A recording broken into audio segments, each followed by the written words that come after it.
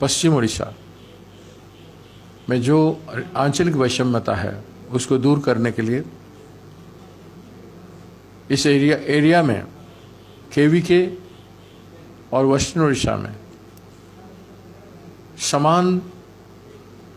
समानांतर विकास के लिए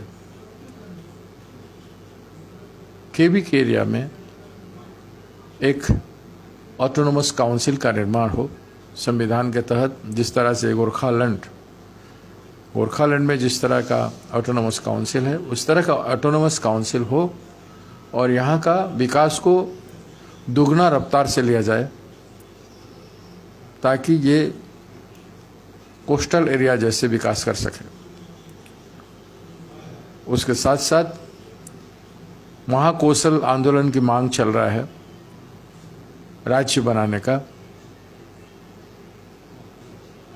तो पश्चिम उड़ीसा का जो मांग है महाकौशल मांग उसको इग्नोर नहीं किया जा सकता है। उसको अगर संबोधन करना है तो कम से कम एक मिनी कैपिटल और साल में एक बार विधानसभा वहाँ पे हो पश्चिम उड़ीसा के किसी केंद्र स्थान पर। वो फैसला केंद्र और राज्य सरकार को मिलकर करना है। ये दोनों मांग अगर नहीं किया जाएगा तो आगे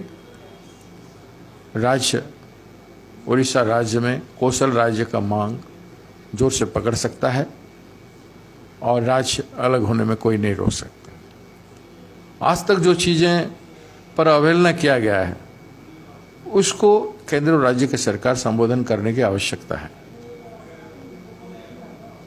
और इस पैदल यात्रा में ये मांगे उठेगी।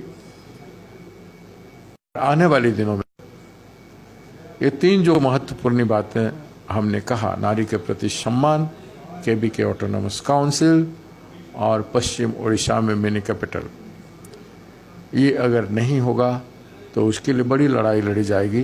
अहिंसात्मक तरीके से गांधी जी के रास्ते में एक विशाल जन आंदोलन का निर्माण किया जाएगा। एज ए कांग्रेस पार्टी के एक कार्यकर्ता, एक नेता होने के नाते इस